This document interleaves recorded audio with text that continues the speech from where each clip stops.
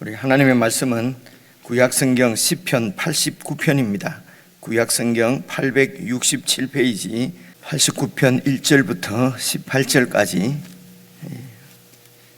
저와 여러분이 한 말씀씩 나누어서 시를 읽는 마음으로 그렇게 천천히 그렇게 함께 한 절씩 나누어서 읽겠습니다. 1절, 내가 여호와의 인자하심을 영원히 노래하며 주의 성실하심을 내 입으로 대대에 알게 하리이다. 내가 말하기를 인자하심을 영원히 세우시며 주의 성실하심을 하늘에서 견고히 하시리라 하였나이다. 주께서 이르시되 나는 내가 택한 자와 언약을 맺으며 내 종 다윗에게 맹세하기를 내가 내 자손을 영원히 견고히 하며 내 왕위를 대대에 세우리라 하셨나이다. 셀라. 여호와여, 주의 기이한 일을 하늘이 찬양할 것이요 주의 성실도 거룩한 자들의 모임 가운데에서 찬양하리이다. 무릇 구름 위에서 능히 여호와와 비교할 자 누구며 신들 중에서 여호와와 같은 자 누구리까? 하나님은 거룩한 자의 모임 가운데에서 매우 무서워할 이시오며 둘러 있는 모든 자 위에 더욱 두려워할 이시니이다. 여호와 만군의 하나님이여, 주와 같이 능력 있는 이가 누구리까? 여호와여, 주의 성실하심이 주를 둘렀나이다. 주께서 바다의 파도를 다스리시며 그 파도가 일어날 때에 잔잔하게 하시나이다. 주께서 라합을 죽임당한 자같이 깨뜨리시고 주의 원수를 주의 능력의 팔로 흩으셨나이다. 하늘이 주의 것이요 땅도 주의 것이라. 세계와 그 중에 충만한 것을 주께서 건설하셨나이다. 남북을 주께서 창조하셨으니 다볼과 헤르몬이 주의 이름으로 말미암아 즐거워하나이다. 주의 팔에 능력이 있사오며 주의 손은 강하고 주의 오른손은 높이 들리우셨나이다. 의와 공의가 주의 보좌의 기초라. 인자함과 진실함이 주 앞에 있나이다. 즐겁게 소리칠 줄 아는 백성은 복이 있나니 여호와여, 그들이 주의 얼굴빛 안에서 다니리로다. 그들은 종일 주의 이름 때문에 기뻐하며 주의 공의로 말미암아 높아지오니 주는 그들의 힘의 영광이심이라. 우리의 뿔이 주의 은총으로 높아지오리니 우리의 방패는 여호와께 속하였고 우리의 왕은 이스라엘의 거룩한 이에게 소약하였기 때문이니이다. 아멘. 여러분, 우리가 이 지금 시편인데요, 하나님을 찬양하는 시입니다. 그리고 우리 사람들의 삶 가운데도 시가 이렇게 중요한 이런 역할을 하는 경우가 많이 있지 않습니까? 그래서 이제 시인들도 있고요.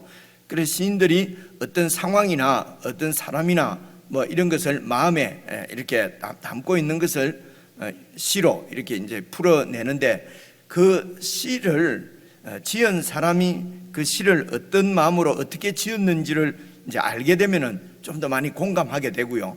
그리고 더 나아가서 그 시가 만약에 나에 대한 어떤 내가 알고 있는 혹은 나에 대한 어떤 것을 이제 묘사한 것이다. 그렇게 해서 그 내용을 내가 만약에 그러니까 친밀하게 아는 사이죠. 잘 아는 사이에서 그런 어떤 사람의 시를 읽어보고 이 시가 지금 이제 그냥 일반적으로 감상하는 사람들 읽는 사람은 이게 이제 여러 가지로 생각할 수도 있겠지만은 잘 이렇게 좀 무슨 시인지 무슨 뜻인지 혹 잘 모르는 분들도 있을 것이고요. 그런데 그 시에 대해서 이제 어떻게 이 시를 짓게 되었는지, 아니면 그 시가 나에 대한 시라든지, 아니면 내가 존경하고 사랑하는 사람을 이렇게 표현한 시라든지, 이렇게 되면은 상당히 그 시가 내용이 이렇게 그런 시를 통해서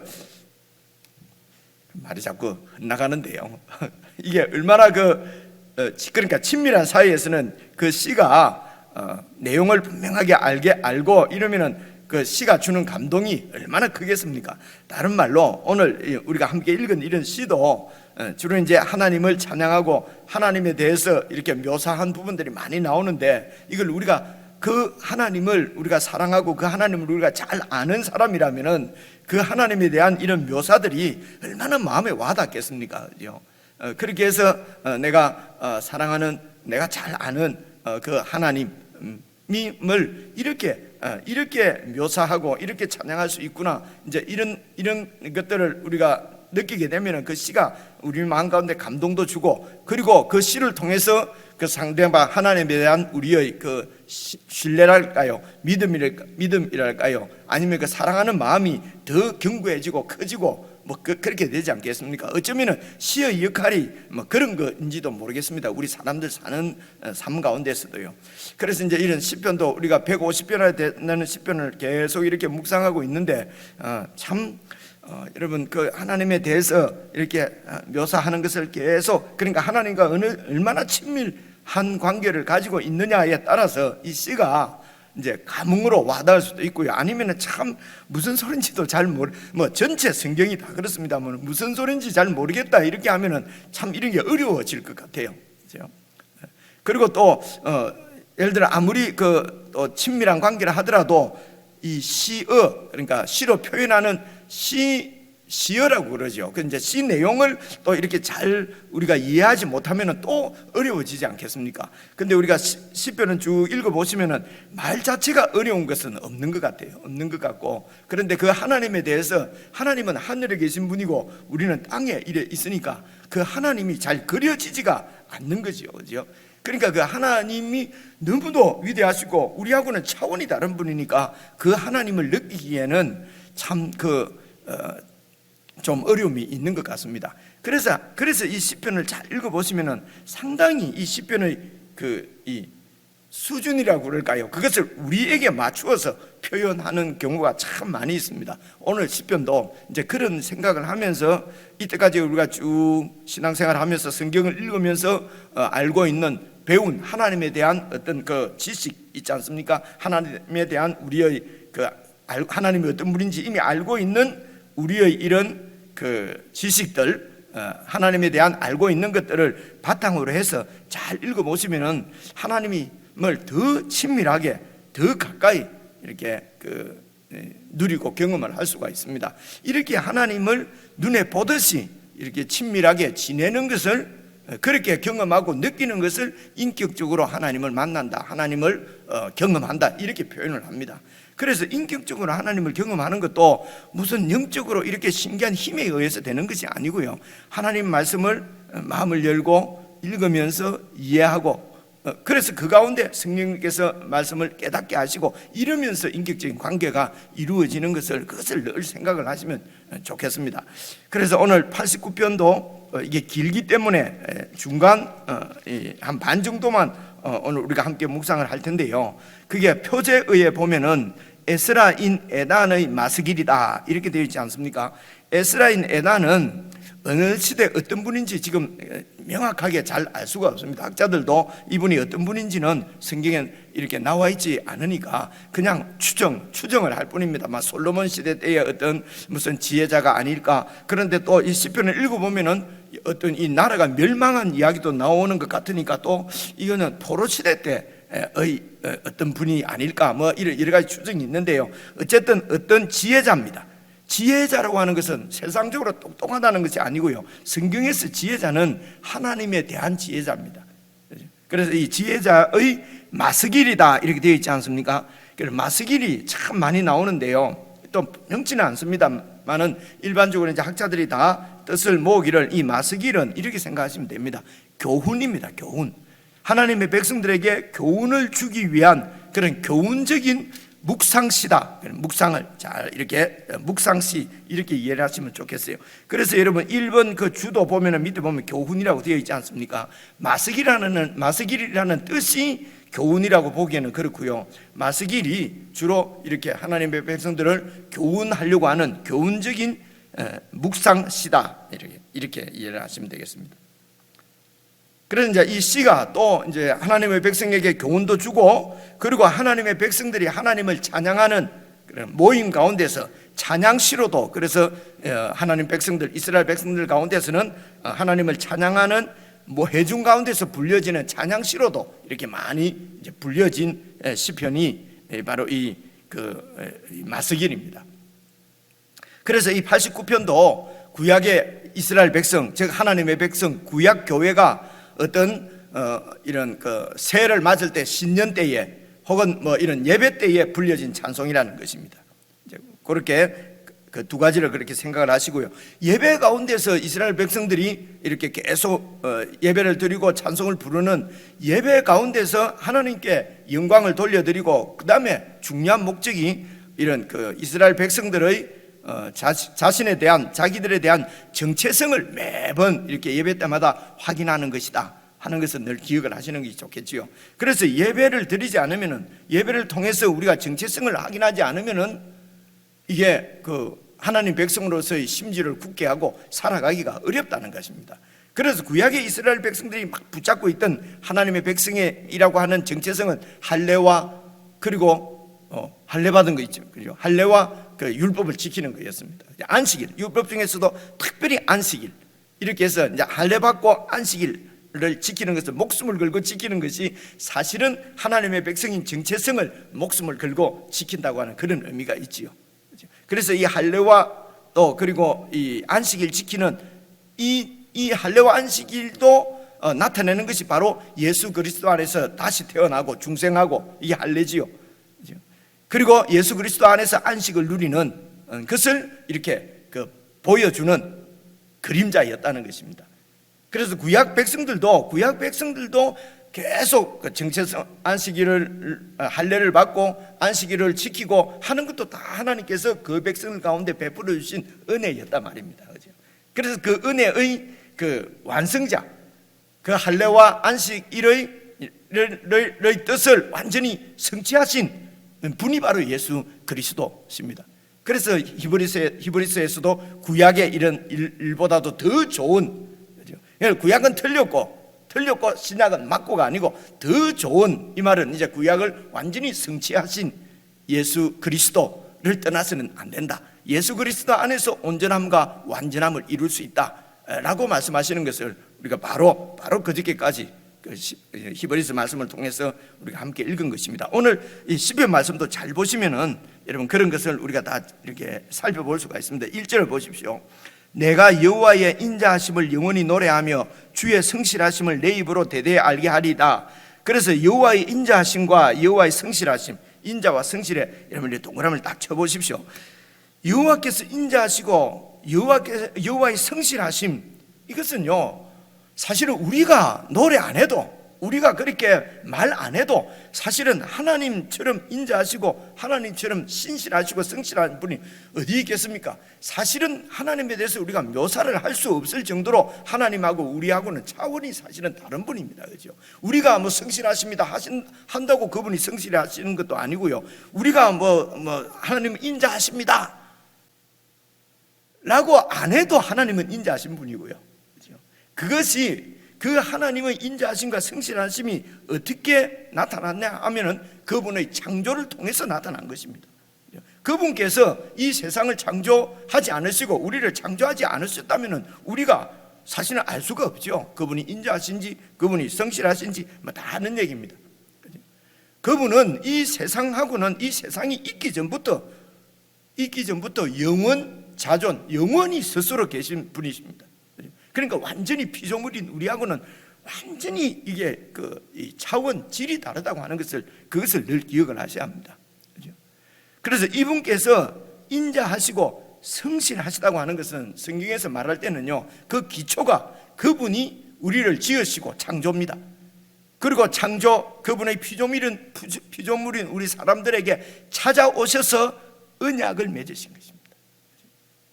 그래서 우리가 지금 이 구약에서 이렇게 또 우리 사람들이 하나님과 관계하는 모든 그 관계의 그 기초에는 하나님의 창조와 하나님의 이 언약이 기본을 깔고 있는 것입니다. 그래서 하나님께서 인자하시다, 성실하시다 할 때도 이 인자와 성실은 하나님의 그 언약, 우리와 맺은 언약에 대해서 인자하시고 언약을 지키기 위해서 신실하시다는 그런 뜻입니다. 그렇죠? 그냥 우리 사람 사이에서 얘기하는 그 사람 참 사람 좋네, 참 온유하네, 인자스럽네. 그는 이제 우리가 하는, 우리끼리 보고 얘기하는 것이고요. 그 사람 참 믿을만해, 성실하다는 말은 믿을만하다는 말이거든요. 그 사람 참 믿을만해 해도 그거는 우리 사이에서 하는 얘기죠, 그죠? 우리가 믿을만하다는 것은 사실은 잘 알 수가 없죠. 불완전하죠. 언제 바뀔지 모르죠. 그죠? 근데 막 대충 우리 사람들끼리 이렇게 비교해 보니까 좀 신실하다 이런 말이거든요. 그래서 하나님이 인자하고 신실하다 할 때는 이런 우리하고는 완전히 격이 다르기 때문에 어떻게 표현을 할 수가 없지 않습니까? 그래서 그분이 인자하다, 그분이 신실하시다 할 때는 그분이 우리 사람처럼 성육신 우리에게까지로 내려오신 것입니다. 우리 사람을 찾아오셔서 언약을 맺어주신 것입니다. 언약을 맺는다는 것은 그 같은 급이라는 얘기잖아요, 그죠? 같은 급입니다. 하나님이 우리와 같은 급으로 내려와 주셨다는 것입니다. 이게 하나님의 겸손입니다. 그래서 이 창조와 언약은 사실은 그 하나님의 겸손하심도 같이 이렇게 바닥에 깔고 있는 것입니다. 이런 것은 성경을 잘 읽어보시면서 조금만 생각해 보시면 하나님께서 우리를 찾아오셨다고 하는 것이 이게 은혜지 않습니까? 그렇죠? 안 그러면 하나님을 만날 수도 없습니다. 차원이 다르기 때문에. 그런데 그 하나님께서 우리를 찾아오셨다. 그렇죠? 우리가 이 세상에 존재하는 것도 그분이 우리를 지으셨기 때문에 그렇습니다. 창조주시고 피조물인데도 하나님이 그렇게 완전히 이거는 뭐 교제의 대상이 아니지요. 그렇죠? 그런데도 그분이 우리를 찾아오셔서 언약을 맺어 주셨다는 것입니다. 그래서 이 하나님의 언약, 창조는 물론 당연하고요. 창조는 이 모든 세상을 다 창조하신 것이죠. 그런데 하나님과 이 언약을 알고 이 언약을 붙잡고 있는 사람들, 이 사람들이 사실은 하나님의 사람들이지요. 그래서 하나님이 인자하십니다, 성실하십니다 할 때는 늘 그 중심은, 핵심은 하나님이 우리와 언약을 맺어 주셨다는 것을, 그것이 핵심이다, 그게 바탕이다 하는 것을 늘 기억을 하시면 됩니다. 그래서 여호와의 인자하심은 언약을 지키시기 위해서 계속 기다려 주시고, 그렇죠? 그리고 도와주시고 언약을 지키시기 위해서, 하나님은 그 언약을 절대로 깨뜨리지 않지요. 근데 인간들이 자꾸 깨뜨리니까, 그래서 기다려 주시고 용서해 주시고 도와주시고, 이게 하나님 인자하십니다. 그리고 주의 성실하심입니다. 죄 때문에 하나님이 치시지만은 다시 회복해 주시고. 그래서 여러분 우리가 선지서도 읽어보고 다 읽어보시면은 앞에는 계속 하나님께서 책망하시고 꾸중하시고 형벌하시고, 그리고 뒤에 가면은 다 꼭 회복을 약속하시지 않습니까? 이게 하나님의 신실하심이라는 것입니다. 그래서 그것을 내 입으로 대대히 알게 하리다. 대대히 알게 하리다. 이 시편이 이렇게 말하는 것은 그 하나님의 언약에 대해서 너무도 감사하고 그것이 너무도 은혜인 것을 가슴 절절히 이렇게 경험하고 체험하고,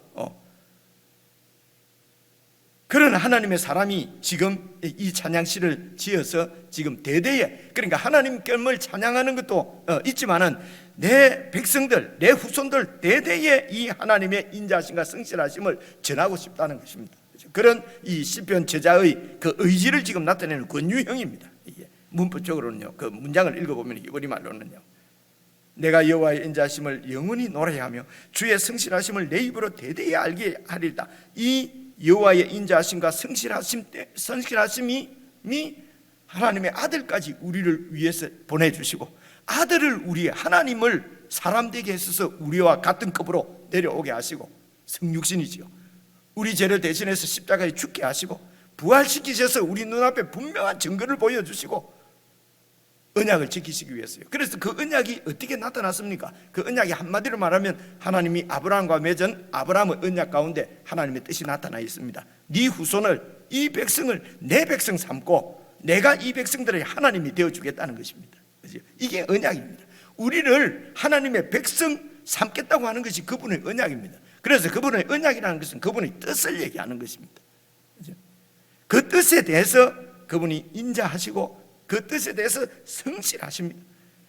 그래서 우리도 그 하나님의 인자와 뜻을 한마디로 인자와 신실을 한마디로 말하면 이것을 하나님의 사랑이라고 얘기합니다.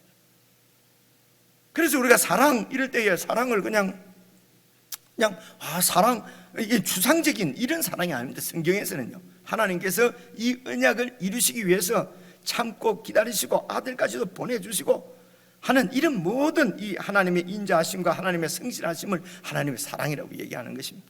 그래서 하나님의 사랑을 받은 자는 그 사랑으로 충만해서, 그래서 하나님 앞에 하나님의 뜻에 대해서 우리도 인자하고 하나님의 뜻에 대해서도 우리도 신실하고, 그래서 이것이 우리가 하나님을 사랑하는 거란 말입니다. 아는 얘기를 제가 정리를 했는데요, 2절도 봐보십시오. 내가 말하기를 인자하심을 영원히 세우시며 주의 성실하심을 하늘에서 경고히 하시리라. 이것이 이제 여기에서는 이제 다윗 언약입니다. 이 아브라함의 언약이 쭉 이어져서 다윗 언약, 이 백성들을 내 백성 삼기 위해서 하나님이 왕을 보내, 이상적인 하나님의 이 통치를 대신할 왕을 보내주시겠다. 그 왕이 바로 다윗 왕입니다. 그리고 다윗과 언약을 맺지 않습니까? 네 그 왕위가 영원할 것이다. 그래서 이 다윗의 후손으로 하나님의 아들이 이 땅에 다윗의 후손으로 오시게 되는 것입니다. 그렇게 해서 하나님의 언약을 끝까지 영원히 지키시는 것이죠. 하나님이 이 언약을 지키시기 위해서 죽으신 예수님을 부활시키셔서 지금 온 세상의 왕으로 하나님 우편에 앉아 계시면서, 그리고 모든 원수를 그들의 예수님의 발등상으로 삼으실 때까지, 완전한 승리를 할 때까지 기다리시다가 그날, 마지막 그날 그분이 오셔서 이 언약을 완전히 성취하실 것입니다. 이 소망을 바라보고 살아가는 사람들이 저와 여러분입니다. 신약 교회입니다. 하나님의 백성들입니다. 그래서 언약 백성이라고 부르는 것입니다. 언약 백성 중에서도 구약의 언약 백성이 아니라 새 언약 백성인 것입니다. 그래서 내가 말하기를 그 인자하심을 영원히 세우시고 주의 성실하심을 하늘에서 경고히 하시리라 하였나이다. 3절 4절도 보십시오. 주께서 이르시되, 이게 이제 택한 언약의 내용입니다. 주께서 이르시되 나는 내가 택한 자와 언약을 맺으며 내 종 다윗에게 맹세하기를 내가 네 자손을 영원히 경고하게 하며 네 왕위를 대대에 세우리라 하셨나이다. 이제는 쭉 그냥 읽으면서 여러분이 같이 느껴보십시오. 다윗 언약이지요. 이제 5절입니다. 여호와여 주의 기이한 일을 하늘이 찬양할 것이요 주의 성실도 거룩한 자들의 모임 가운데서 찬양하리다. 여러분 묵상을 해보십시오. 기이한 일, 어떤 일이 기이한 일이겠습니까? 물론 이 세상을 창조하신 것입니다. 창조하신 것이 기이한 일이고요. 그래서 이 피조물 가운데 이런 그 하나님을 반역하고 떠난 인간들을 새롭게 다시 창조합니다. 다시 창조해서 하나님의 백성으로, 하나님의 그 자녀들로 만드시는 하나님의 그 기이한 일, 바로 하나님의 구원을 얘기하는 것입니다. 창조와 구원을 얘기하는 거예요. 사실은 안식일도 창조와 구원을 나타내는 거 우리가 이미 다 살펴보았지 않습니까?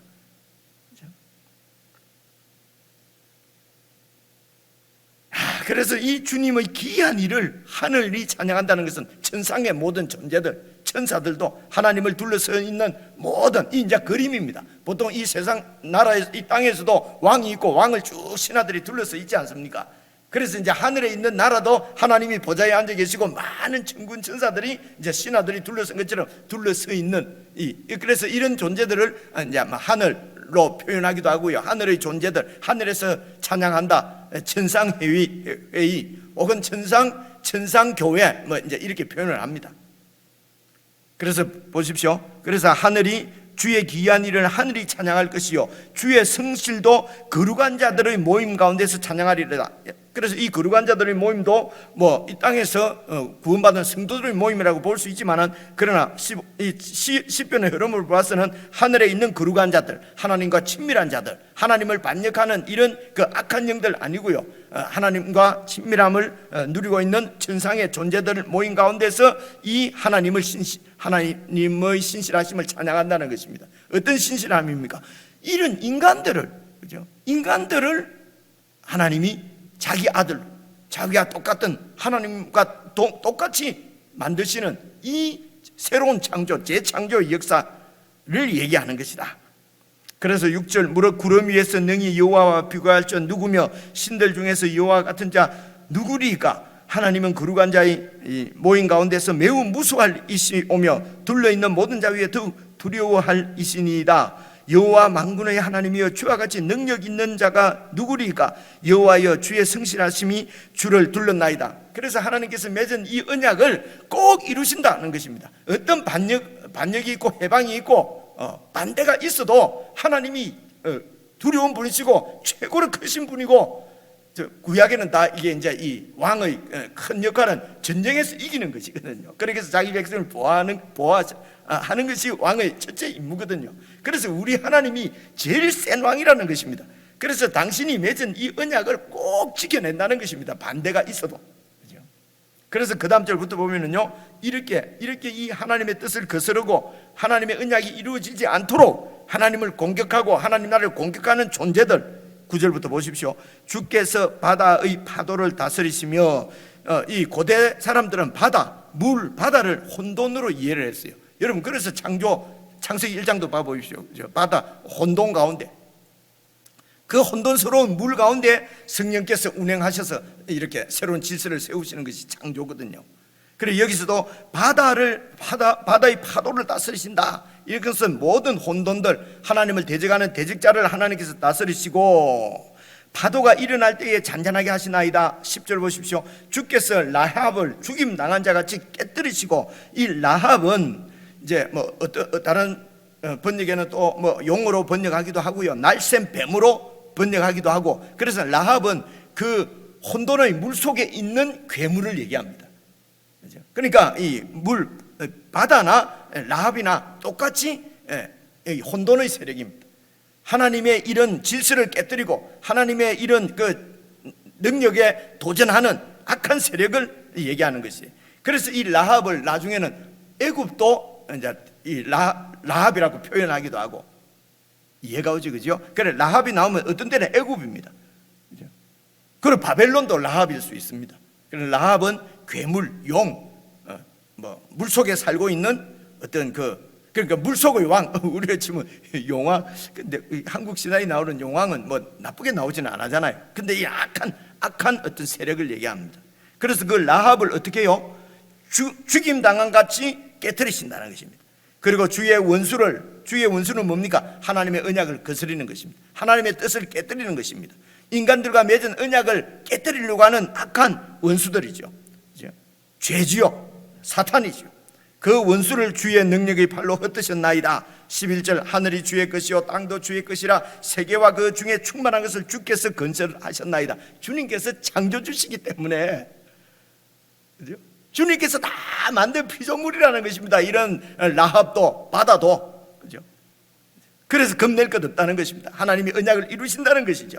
이제 그 내용이 12절부터 계속됩니다. 남북도 주께서 창조하셨고, 다볼과 헬몬은 그 당시 대표적인 두 산을 얘기하는 것입니다. 그래서 그 산들도 다 주의 이름으로 말미암아 즐거워하나이다. 주님의 창조물이고 주님을 찬양한다는 것입니다. 13절, 주의 팔에 능력이 있사오며 주님의 손은 강하고 주의 오른손은 높이 들리우셨나이다. 의와 공의가 주의 보좌의 기초라. 주님의 통치의 기초는 의와 공평입니다. 의는 채택끝, 보통 바른 관계를 얘기하고요, 공의는 이게 미스파트, 기억이 나시죠, 그죠? 제가 그렇게 설명을 드렸습니다. 미스파트는 어떤 공평한 사회, 주님의 그 통치의 결과로 나타나는 어떤 공정한 공평한 사회를 얘기합니다. 이 세상에서도 모든 통치자들은 공정을 외칩니다만은 안 공정한 것은 우리가 다 알잖아요. 다 선택적 혹은 그거는 어느 정부 누구만 나쁘다고 할 수가 없어요. 그래서 그 혜택을 받는 사람들의 표를 찍어가지고 많은 표가 이기는 것입니다. 그래서 이긴 사람들이 공정해요. 그런데 하나님은 창조주시기 때문에 하나님의 공평, 하나님의 공정, 이것이 바로 공의입니다. 그래서 의와 공의가, 주님의 뜻이 바로 의와 공의죠. 그것이 그분의 통치의 보좌다, 통치의 기초다. 그리고 봐보십시오. 인자함과 진실함이 주 앞에 있나이다. 그래서 의와 공의, 그리고 인자와 진실하심이 하나님의 통치의 기본입니다. 그래서 이 세상 나라에 기대를 걸지 말고 완전하신 이런 하나님의 통치를 우리가 알고 그 통치 가운데 있으면은 불만이 없지요, 그죠? 소망이 있지요. 낙심이 없고 희망 가운데 주님 나라를 바라보는 것이죠. 15절 보십시오. 즐겁게 소리칠 줄 아는 백성은 복이 있나니 이 하나님의 인자와 성실하심, 진실하심, 그리고 의와 공의의 통치를 아는 백성들의 그 즐거움, 즐겁게 그래서 찬양을 하는 것입니다. 여호와여 그들이 주의 얼굴빛 안에서 다니리로다. 그들은 종일, 이제 16절부터는 이 혜택을 입은 이 통치 가운데 있는 백성들의 찬양을 지금 얘기하고 있습니다. 그들은 종일 주의 이름 때문에 기뻐하며, 참 그죠? 예. 주의 공의로 말미암아 주님의 이 통치 때문에, 주님의 이 때문에 높아진단 말입니다. 너의 백성이었는데도 여러분 그 하나님의 통치 때문에 높아지고, 그래서 다른 나라를 쳐부수고 다른 나라를 물리치고 이기고 그렇게 높아지는 것이 아닙니다. 주님의 백성으로, 너의 백성이 주님의 백성으로서의 지위가 높아지는 것입니다. 주는 그들의 힘의 영광이심이라. 우리의 뿔은 힘을 얘기합니다. 우리 힘이 주의 은총으로 높아지려니, 주님의 은총으로 높아집니다. 우리의 실력으로 우리가 이겨서, 경쟁해서 이겨서 하는 것이 아닙니다. 주의 은총으로 높아지리니 18절 같이 읽겠습니다. 시작. 우리의 방패는 여호와께 속하였고 우리의 왕은 이스라엘의 거룩한 이에게 속하였기 때문이니이다. 이스라엘의 거룩한 이가 바로 왕입니다. 다윗 왕의 후손으로 오신 예수 그리스도를 얘기하는 것입니다. 1절부터 다시 한번 읽어보십시오. 그래서 우리 가운데 있는 이런 두려움이나 혹은 근심이나 불확실이나 이런, 그래서 하나님을 온전히 믿지 못하는 이런 모든 연약함들을 다 떨쳐버리고 더 우리 하나님에 대한 신앙이 더 견고해지고, 그렇죠? 그래서 주님과 더 친밀해지는 그런 주님의 인자와 주님의 성실을 오늘도 깊이 경험하는 묵상의 시간이 되었으면 좋겠습니다. 우리 개인적으로 묵상하십시다.